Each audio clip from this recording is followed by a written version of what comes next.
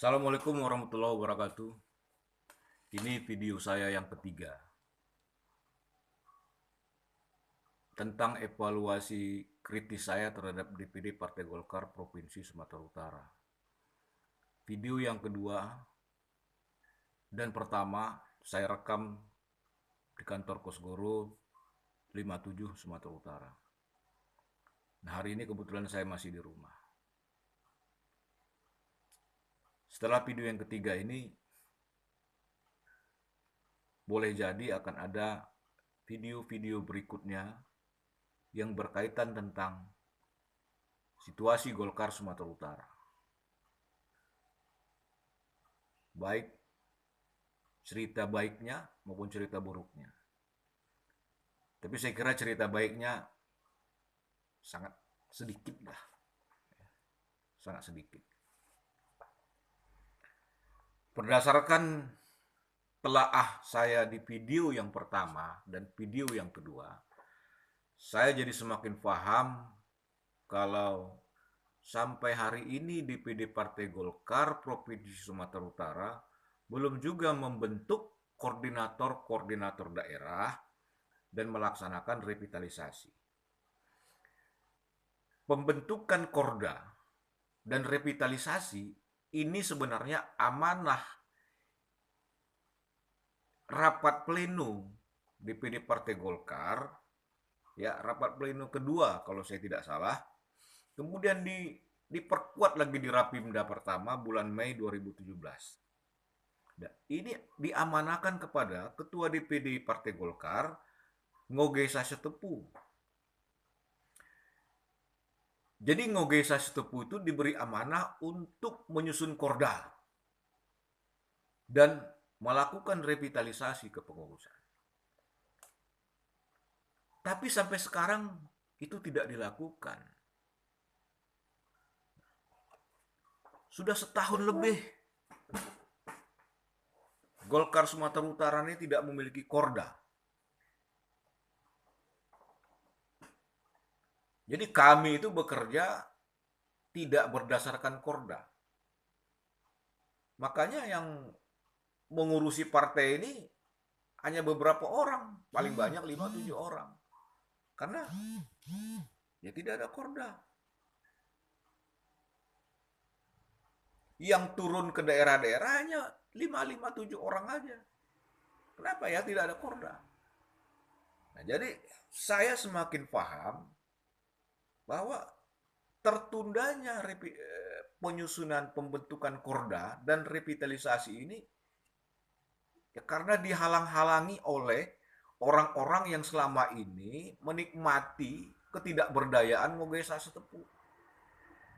Mereka yang selama ini berkeliaran keliling di daerah, tawaf, minta ini, minta itu, minta sana, minta sini, ya minta-minta uang. Mereka lah yang menghalang-halangi.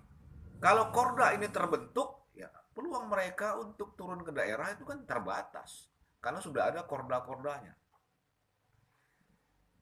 Kalau Korda-Korda ini ada, efektif, ya mereka kan nggak bisa lagi cari makan ke daerah-daerah. Minta sana, minta sini. Nah, nggak bisa kan? Nah, begitu juga kalau revitalisasi dilakukan. Peluang mereka, gerak mereka itu akan semakin kecil. Nah, kuat dugaan saya mereka lah yang menghalang-halangi pembentukan Korda dan revitalisasi. Saya masih ingat ketika rapat pleno yang kedua, kalau saya tidak salah ya, ketika kita mengesahkan tata kerja DPD Partai Golkar Sumatera Utara. Ada beberapa orang yang keberatan dibentuk Korda ini. Ada mereka keberatan. Dan ada beberapa orang lagi yang mencoba menghalang-halangi. Saya tahu itu. Nah, begitu juga revitalisasi. Padahal revitalisasi ini sudah mendesak. Karena banyak pengurus yang tidak aktif, yang meninggal dunia, kemudian yang pindah tempat tinggal, pindah partai politik. Nah, ini mendesak, tapi tidak dilakukan. Sudah setahun lebih. Nah, kenapa? Yes. seperti saya katakan tadi, kuat dugaan saya, ya, ada perbedaan kepentingan antara orang-orang yang menginginkan Korda dengan orang-orang yang tidak menginginkan. Dan Ngogesa Siteput kayaknya justru happy dia dengan orang-orang yang tidak menginginkan Korda. Ngogesa Sitepu dan Irham Buana nampaknya juga menginginkan tidak perlu dibentuk Korda-Korda ini. Kalau mereka menganggap perlu, ya sudah dibentuk loh setahun lalu. Ini kan nggak dibentuk-bentuk. Kita nggak ngerti alasannya apa. Siapa yang keberatan? Alasan keberatannya apa? Korda ini dibentuk bukan untuk kepentingan satu dua orang. Korda ini dibentuk untuk kepentingan seluruh pengurus, seluruh kader. Ini wajah caleg kita itu ditentukan oleh pendistribusian pengurus ke korda-korda. Wajah dapil daerah pemilihan pengurus itu ditentukan oleh pendistribusian ke korda-korda.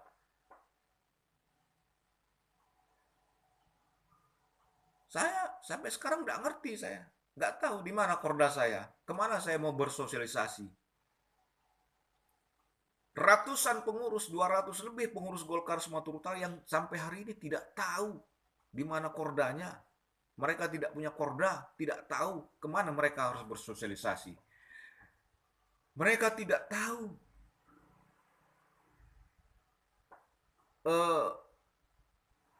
dicalonkan nggak nanti sebagai anggota legislatif atau tidak. Karena apa? Karena korda ini sampai sekarang tidak terbentuk, tidak tersusun. Nah, ini menurut saya, ya, kalau Ngogesa Sitepu, Irham Buana tidak melaksanakan amanah rapat pleno, amanah rapat pimpinan daerah, membentuk korda, ini adalah bentuk abuse of power, penyalahgunaan kewenangan, penyalahgunaan kekuasaan. Hanya keberatan satu dua orang, lantas harapan ratusan kawan-kawan pengurus ini tidak disauti. Itu salah, abuse of power, penyalahgunaan kekuasaan yang tidak punya dasar.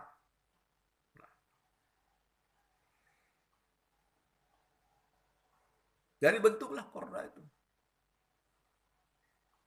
Nah, kemudian soal revitalisasi. Revitalisasi ini juga kenapa tidak dilaksanakan? Saya dapat informasi 2 bulan lalu. Katanya, ya, usulan revitalisasi sudah disampaikan ke DPP Partai Golkar. Ada 3 versi cerita tentang revitalisasi ini. Versi pertama mengatakan bahwa usulan revitalisasi ini sudah sampai ke DPP, tapi Ketua Umum dan Sekjen belum menandatangani SK revitalisasi. Kalau itu benar, maka ada apa dengan usulan revitalisasi Golkar Sumatera Utara? Pasti ada yang salah. Pasti ada suatu masalah. Nah, ini kan harus dibuka. Apa masalahnya? Nah, versi yang lain bercerita begini. SK itu sudah ditandatangani oleh Ketua Umum dan Sekjen DPP Partai Golkar. Tapi belum dikirim ke Sumatera Utara. Nah, kalau ini benar, ini kan hanya persoalan teknis, ya, persoalan waktu saja. Tapi jangan lama-lama lah. Ya, segeralah dikirim. Nah, versi yang ketiga, ceritanya lucu, aneh, dan parah. SK itu justru sudah dikirim dan sudah diterima oleh pengurus Golkar Sumatera Utara. Tapi disimpan, disembunyikan. Aneh ini, ya. Ini dokumen partai. Tidak ada sesuatu yang dirahasiakan, tidak ada yang perlu disembunyikan. Tapi kok disimpan-simpan? Kok disembunyikan? Ada apa? Saya yakin pasti ada sesuatu yang disembunyikan ini dari SK revitalisasi ini. Kalau tidak ya, kalau tidak ada sesuatu yang disembunyikan, yang dikhawatirkan, pasti sudah diumumkan. Sudah dibagi itu SK itu kepada pengurus-pengurus. Tapi sampai hari ini tanggal 7 Mei 2018, belum ada tanda-tanda bahwa revitalisasi itu dilaksanakan. Hasilnya mana? Lantas, kenapa disimpan? Nggak tahu saya, nggak mengerti. Siapa yang menyimpan, siapa yang menyembunyikan? Ini dokumen. Surat penting partai. Ya. Yang menyimpan ini pastilah orang yang punya otoritas di bidang administrasi dan kesekretariatan. Siapa itu orangnya? Sekretaris. Apa kepentingannya sekretaris menyimpan-nyimpan dokumen? Menyimpan-nyimpan keputusan untuk kepentingan orang banyak? Nah, apa kepentingannya? Nah, apa berani seorang sekretaris menyimpan-nyimpan dokumen penting tanpa perintah, tanpa setahu ketua DPD Golkar Sumatera Utara? Kalau Ngongesa nggak tahu, nggak mungkin. Mestinya Ngogesa memerintahkan segera laksanakan rapat pleno, umumkan, bagikan itu SK kepada pengurus. Begitu. Tapi ini disimpan. Apa kepentingan Ngogesa? Apa kepentingan Irham menyimpan-nyimpan SK? Ini SK, ini kan SK revitalisasi. SK untuk perbaikan partai. SK untuk kepentingan orang banyak. Nggak perlu disimpan-simpan. Buka aja. Kalau ada persoalan, kalau ada kritik, ya tampung. Lakukan revisi. Kok repot-repot, gitu aja. Nah, begitulah cara kerja Golkar Sumatera Utara selama ini. Selalu sembunyi-sembunyi. Banyak benar yang dirahasiakan di Golkar Sumatera Utara.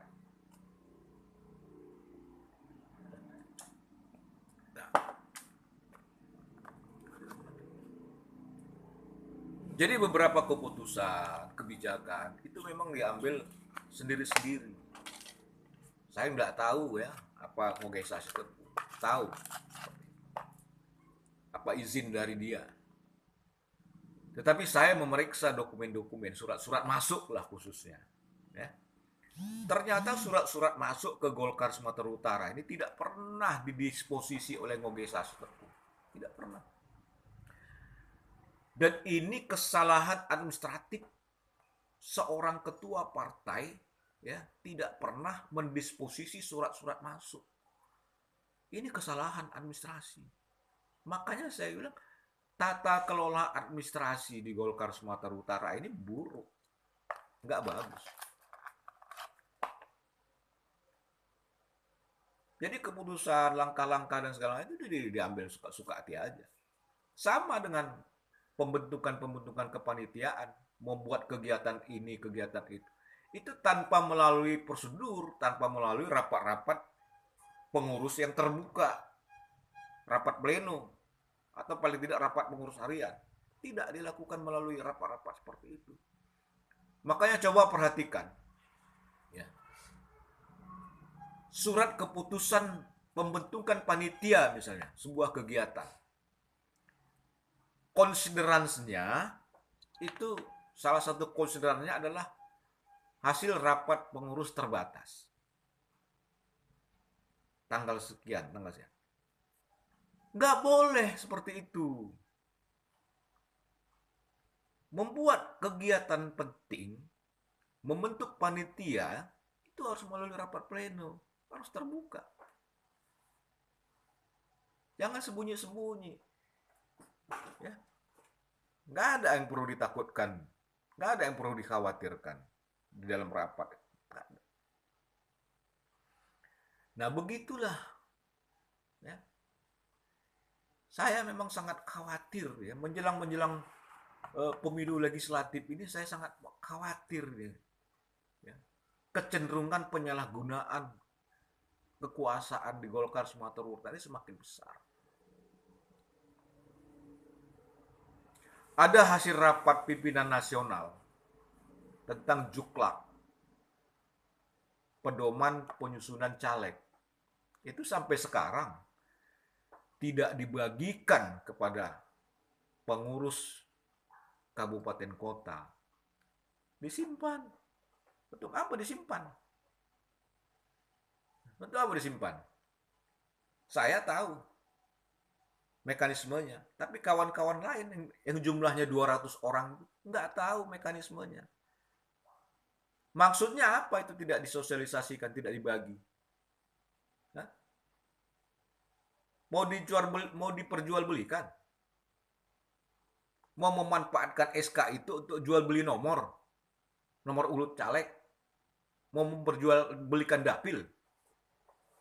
Bukan tidak mungkin. Potensi untuk jual beli nomor urut, potensi untuk jual beli dapil itu ada. Saya sudah mendapatkan isyarat, ya, sudah membaca tanda-tanda yang sangat kuat bakal terjadi itu jual beli nomor urut caleg, jual beli dapil. Tanda-tandanya ada dan potensinya ada. Selama ini semuanya kan orang ini segelintir oknum di Golkar Sumatera Utara ini kan suka jual beli SK. Mau jadi ketua, bayar dulu lah. Mau jadi calon kepala daerah, bayar. Mau jadi wakil kepala daerah, bayar. Mau SK DPD cepat keluar, bayar. Mau musdah, bayar dulu lah. Jadi transaksional. Nah, bukan tidak mungkin di dalam penyusunan daftar caleg ini juga terjadi transaksional yang dilakukan oleh ini tadi. Ketua-ketua kecil. Nah, makanya saya berharap ya revitalisasi ini harus dikontrol. Kalau bisa, saya mintalah DPP Partai Golkar itu mengambil alih proses revitalisasi Golkar Sumatera Utara. Ambil alih saja.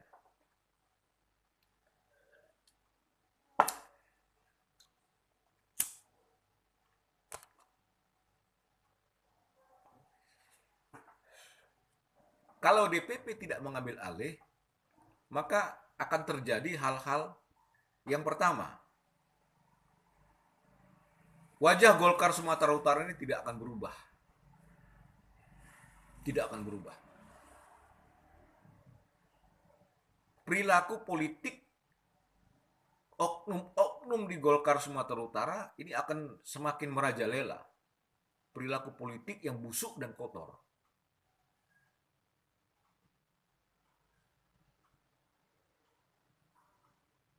Akan terjadi jual beli nomor urut caleg, dapil caleg.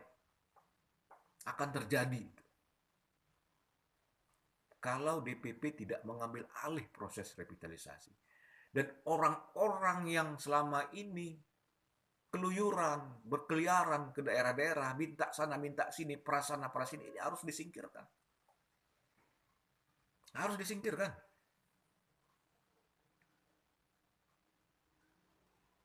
Kalau tidak, nggak ada gunanya slogan bersih-bersih itu. Ya, nggak ada gunanya. Maka ambil alih. Kalau DPP belum, kalau ketum dan sekjen belum menandatangani, tunda dulu seminggu atau 2 minggu ini. Tapi jangan lama-lama. Segera undang Ngogesa Sitepu dan beberapa orang yang dianggap mengerti tentang mekanisme penyusunan komposisi pengurus. Mengerti tentang nilai-nilai kegolkaran, mengerti tentang ideologi Golkar, dan paham tentang ketersediaan sumber daya manusia di Golkar. Undang ini. Kalau sudah sempat diterbitkan dan dikirim ke Sumatera Utara, tunda pelaksanaannya dan revisi kembali. DPP jangan percaya dengan orang-orang yang ada di Sumatera Utara ini. Jangan percaya. Dan kepada saya sendiri pun jangan percaya kali. Tanya kepada kawan-kawan saya yang lain lah. Bagaimana tentang kelakuan orang-orang yang ada di Golkar Sumatera Utara. Tanya. Kalau ada 25 orang berkumpul, cuma satu yang menyatakan Golkar Sumatera Utara ini baik. Nah, ambil alih. Yang kedua, kalau DPP tidak mengambil alih, maka kinerja Golkar Sumatera Utara ini tidak akan semakin baik. Tidak akan semakin baik.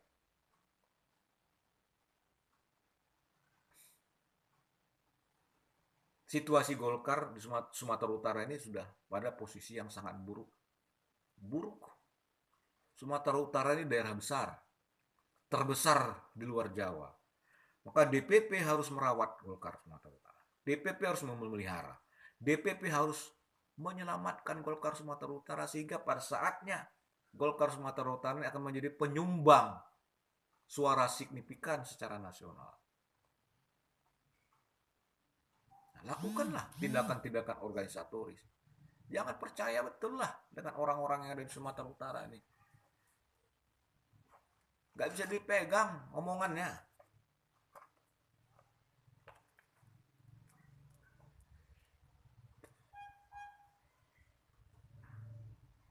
Nah,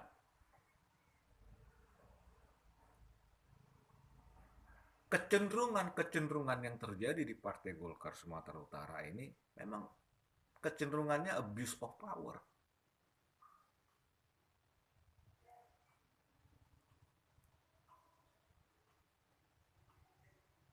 Saya mohon maaf.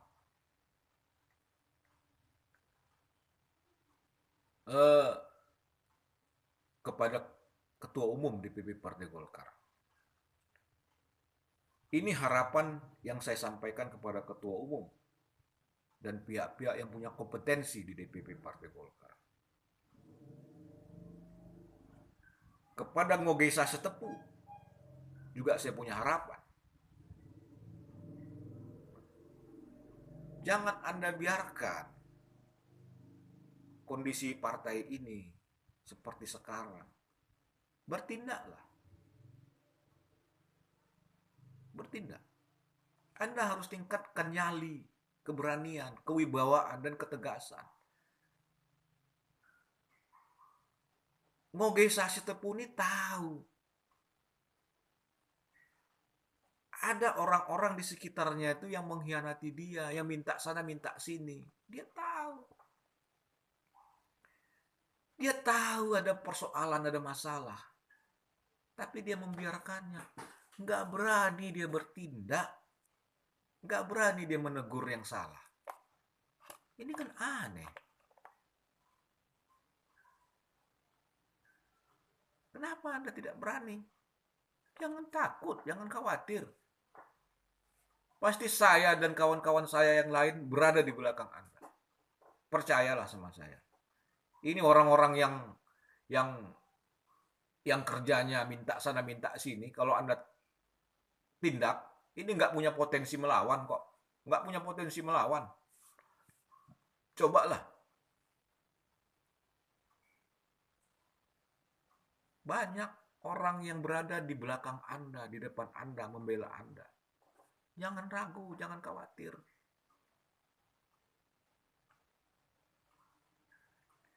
Saya kasihan dengan Ngogesa Setepu ini. Kasihan saya.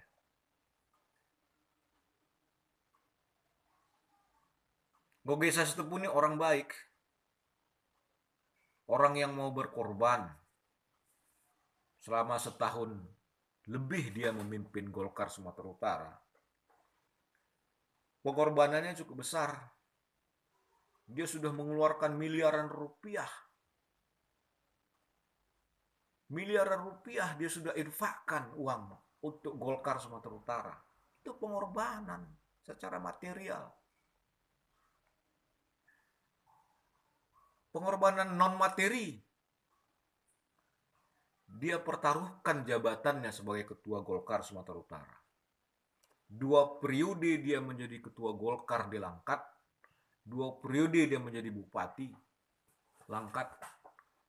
Tapi ketika dia menjadi ketua Golkar Sumatera Utara, hak politiknya hilang. Hak politiknya itu untuk mencalonkan diri sebagai kepala daerah, sebagai gubernur Sumatera Utara dan wakil gubernur Sumatera Utara dihilangkan. Keputusan Rapimda pertama Mei 2017 mencalonkan Ngogesa Sitepu menjadi gubernur Sumatera Utara dijungkir balikkan oleh DPP Partai Golkar. Inilah pengorbanan paling besar Ngogesa Sitepu. Pengorbanan yang tidak ternilai dengan uang. Tapi dia tenang, dia sabar. Sabar dia. Banyak uang yang dia tumpahkan untuk Partai Golkar Sumatera Utara ini. Tapi tidak dibalas oleh orang-orang yang dia percaya dengan kerja-kerja yang cerdas, kerja-kerja besar, kerja-kerja yang strategis. Tapi malah mereka menikam Ngogesa Sitepu dari belakang.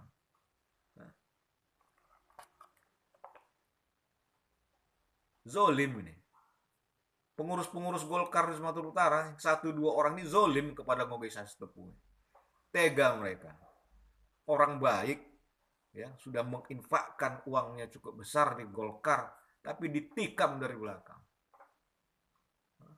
Berkhianat. Ngogesa mengeluarkan uang untuk Golkar Sumatera Utara.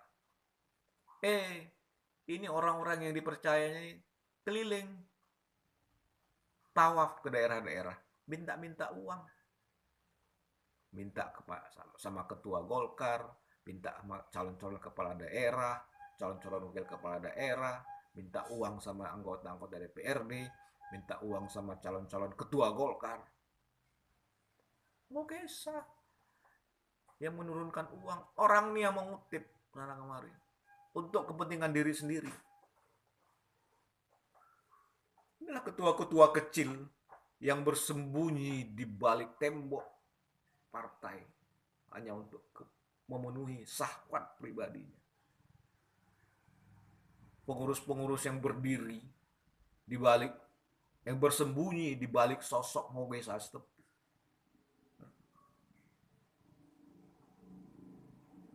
Hanya untuk kepentingan dirinya sendiri.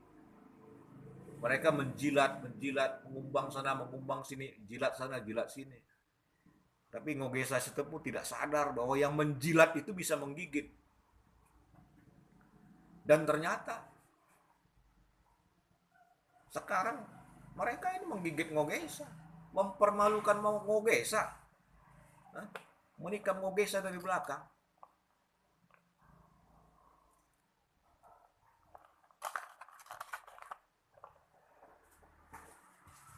Saya masih ingat ketika rapat pleno kedua, ketika kita membahas tentang rapat pleno pertama, saya sudah ingatkan Ngogesa Sitepu, ya itu terbuka, didengar oleh banyak pengurus. Saya ingatkan, Pak Ngogesa, Anda itu punya kelemahan. Anda orang yang sibuk, Anda yang punya kegiatan sebagai bupati, itu kelemahan Anda. Anda itu tidak menguasai persoalan Sumatera Utara ini secara utuh. Anda tidak mengenal karakter dan tipikal pengurus-pengurus orang-orang yang Anda percaya.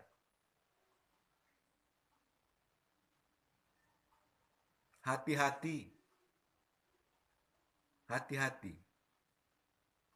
nanti bakalan ada orang-orang yang memanfaatkan kelemahan Anda itu untuk kepentingan dirinya sendiri. Dan ternyata terbukti. Saya sudah ingatkan. Dan beberapa kali saya ketemu, saya ingatkan lagi. Pak Ngungesa, hati-hati. Ini orang berpotensi menikam Anda dari belakang.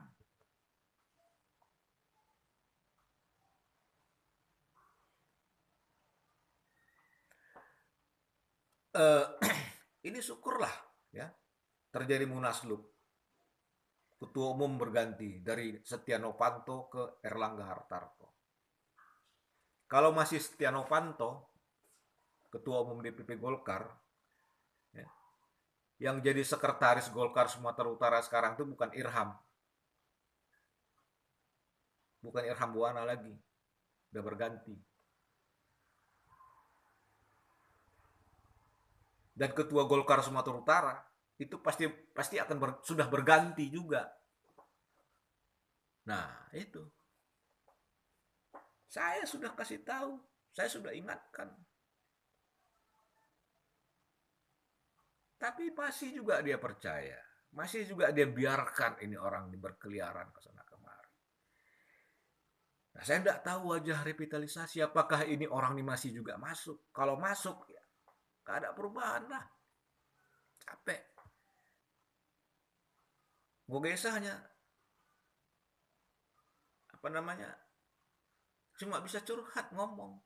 Dia tahu ini kondisi seperti begini, tapi dia biarkan. Tahu dia. Berkeluh kesah dia kepada orang lain. Curhat dia kepada orang lain. Nggak suka dia dengan kelakuan orang-orang ini. Muak dia dengan tindakan orang-orang yang dipercaya minta sana minta sini. Tahu dia, tapi dia biari.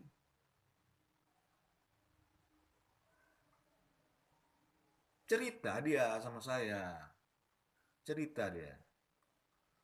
Muak dia ngeliat orang-orang ini.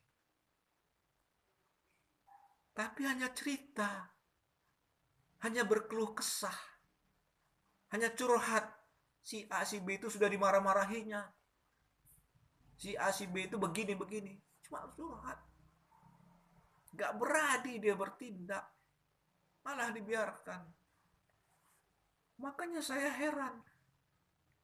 Jangan-jangan ini pura-pura saja. Dia biarkan ini memang sengaja. Supaya orang bergantung ke dia. Wah, ini bahaya. Abuse of power lagi. Ngogesa ini jangan memberi peluang orang menafsirkan bahwa Anda itu sengaja membiarkan situasi ini terjadi. Jangan. Kalau sempat kami menafsirkan Anda sengaja dan membiarkan situasi Golkar Sumatera Utara makin buruk, ini Anda berbahaya. Berbahaya ini. Saya ingatkan, berbahaya. Dan DPP tahu. Banyak orang melapor kepada ketua umum, kepada sekjen, kepada pengurus DPP tentang Golkar Sumatera Utara. Banyak orang yang bercerita. Jadi jangan berpikir cuma Anda saja yang bisa berkomunikasi ke DPP. Jangan. Banyak orang yang bisa berkomunikasi ke DPP Golkar. Menceritakan kebusukan-kebusukan di Sumatera Utara. Nah, jadi Anda harus sadar bahwa orang-orang di sekitar Anda ini tidak bisa membela Anda, tidak mampu melindungi Anda. Tidak mampu. Justru orang-orang yang mengikhlaskan dirinya untuk Anda itu sekarang berada di luar lingkaran Anda. Dan mereka inilah orang-orang sebenarnya yang setia, yang akan membela dan melindungi Anda. Ada. Tuh. Bukan yang tukang foto-foto yang melindungi Anda, enggak. Bukan yang tukang menjilat-jilat, mengumbang-umbang Anda, kan. Yang akan membela dan melindungi. Enggak. Yang mengkritisi Anda itulah yang nanti akan membela dan melindungi Anda. Ini Anda percaya Sur Anda dengan orang-orang yang memuji-muji, yang mengumbang-umbang, yang memoto-moto. Aduh, itu kan kerja-kerja di kampung tuh begitu. Ya, nah, jangan begitu.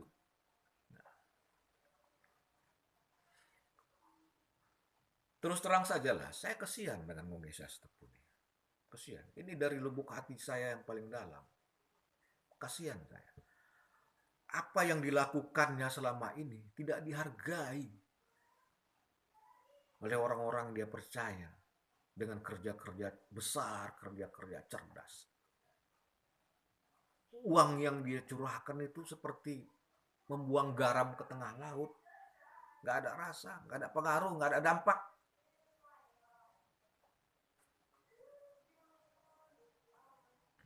Kasihan saya, mubazir. Ini kenapa? Karena manajemen yang salah. Ngogesa ini tidak mengontrol, tidak mengendalikan partai ini secara utuh. Dan dia lemah, sangat lemah. Tidak mampu dia mengendalikan orang-orang yang ada di sekitarnya ini. Kalau salah tegur. Kalau sudah melakukan kesalahan-kesalahan berulang, tindak, berhentikan. Saya juga begitu. Kalau saya salah, tegur saya. Ya, tegur saya. Tegur saya dengan cara apapun. Mau tegur lisan, mau tegur tulisan, silakan. Berhentikan saya kalau saya salah. Kalau saya salah, berhentikan saya. Pecat saya dari pengurus Golkar. Nah, begitu pemimpin. Pemimpin itu harus berani, harus tegas, punya nyali. Ini anak enggak. Nah, saya ingatkan kepada Mugisa Stepu sudah sejak awal, ya. Eh,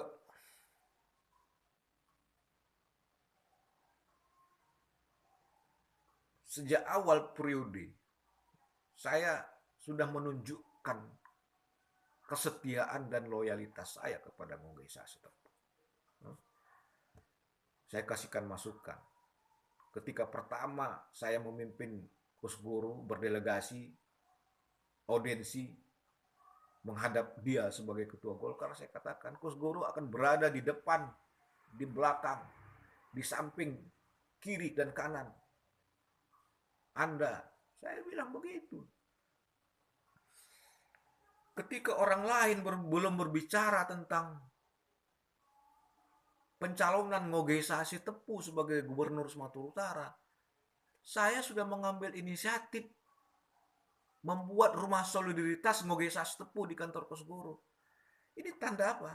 Tanda saya loyal kepada pimpinan saya, Ngogesa Sitepu. Rumah solidaritas. Tapi akhirnya apa? Ya dia nggak dicalonkan. Ya saya tutuplah itu.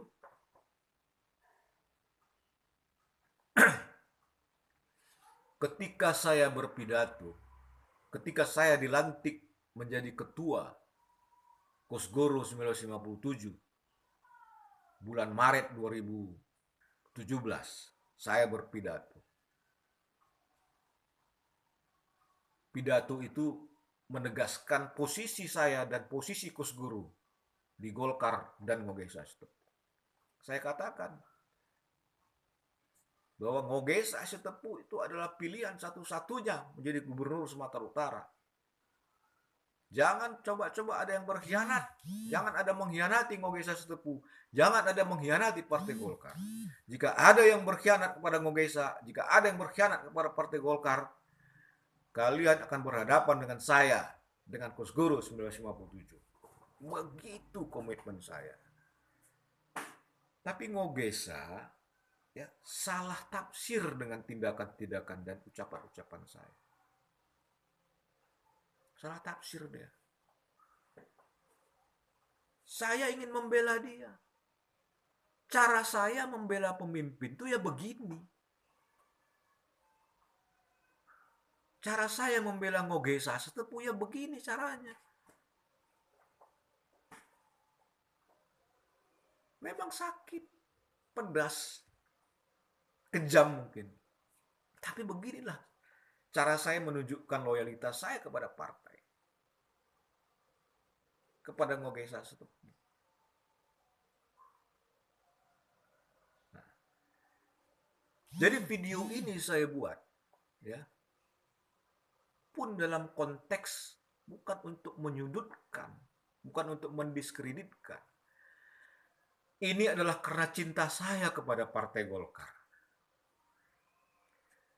Ini adalah wujud tanda sayang saya kepada pimpinan partai, kepada Mas Erlangga Hartarto, kepada Bang Ngogesa Sutepu, sebagai tanda cinta saya kepada kawan-kawan saya yang jumlahnya ratusan orang itu, yang selama ini dianggap kecil, tidak dianggap apa-apa oleh 1-2 orang. Tanda saya cinta saya kepada kalian.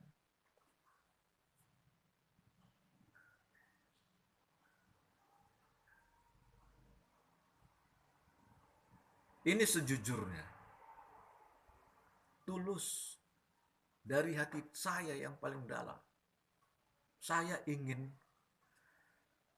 Ngogesa Sutepu ini memimpin partai, ya, memimpin Golkar Sumatera Utara ini dengan situasi yang terbaik, dengan keadaan yang terbaik, dengan situasi yang terbaik, dan dengan hasil-hasil yang terbaik.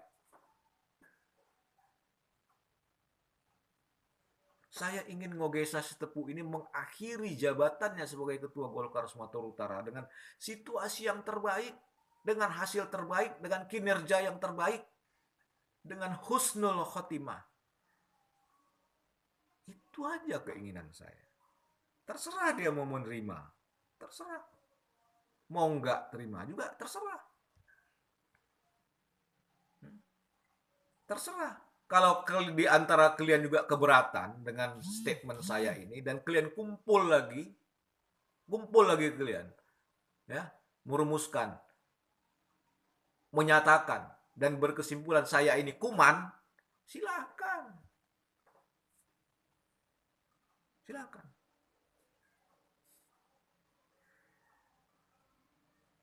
Cuma saya dan Allah yang tahu apa yang ada di hati saya. Kawan-kawan, ayo kita bergerak. Mari kita sama-sama mengingatkan DPP Partai Golkar bahwa ada sesuatu yang salah, ada yang tidak beres di Golkar Sumatera Utara. Kawan-kawan, ya, yang selama ini dianggap kecil, tidak dianggap remeh, ayo kita bergerak. Mengingatkan Ngogesa Sutepu, ada sesuatu yang salah di sekitarnya. Jangan biarkan situasi seperti ini. Anda selama ini dianggap kecil, dianggap remeh, tidak dianggap apa-apa. Dianggap tidak mampu mengurusi Golkar ini. Tidak diajak. Tidak dilibatkan. Ayo kita bergerak. Kita perbaiki partai ini. Kita perbaiki. Tidak usah takut. Tidak usah khawatir, tidak usah ragu. Kita sama-sama menghadapi orang-orang pengemis-pengemis yang merusak partai. Kita sama-sama hadapi. Saya berhadapan, saya yang akan berada di depan untuk menghadapi. Saya di depan kalian. Enggak usah takut. Saya yang akan menghadapi. Mari kita bergerak. Kalau kalian sayang kepada Golkar, kalau kalian sayang kepada Ngogesa Sutepu, bela. Jangan lagi ini manusia-manusia perusak, ya, peminta-minta. Ini lagi yang mengurusi Golkar nih.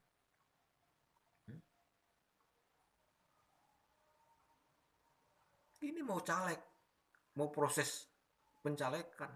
Jangan kalian biarkan ada jual beli dapil. Jangan kalian biarkan ada jual beli nomor urut caleg. Ada, akan terjadi. Saya sudah menangkap isyarat dan tanda-tanda. Salah seorang teman kita, wakil ketua itu sudah ngomong sama saya. Oh, dia akan jual itu nomor urut dia kepada orang lain. Jahanam itu. Jadi Terima kasih. Saya mohon maaf. Ini terpaksa saya lakukan. Video ini akan saya kirim kepada Ketua Umum, kepada Sekjen, kepada Ketua Korbit Pemenangan Pemilu Sumatera, kepada Ketua Korbit Kepartaian, dan pihak-pihak lain yang saya anggap penting akan saya share.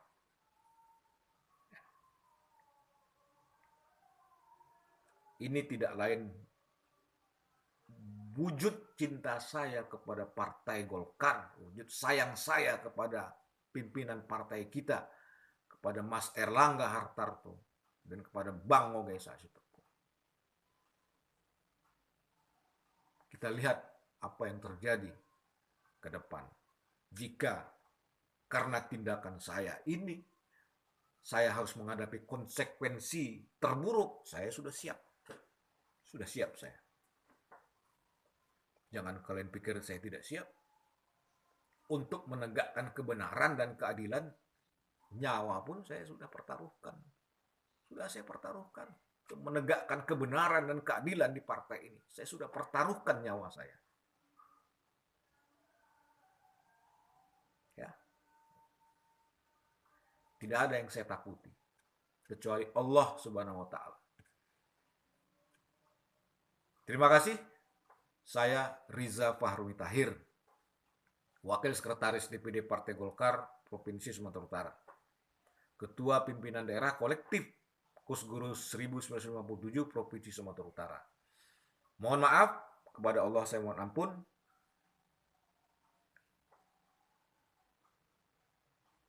4G, G4 sama saja itu. Hidup Golkar. Assalamualaikum warahmatullahi wabarakatuh.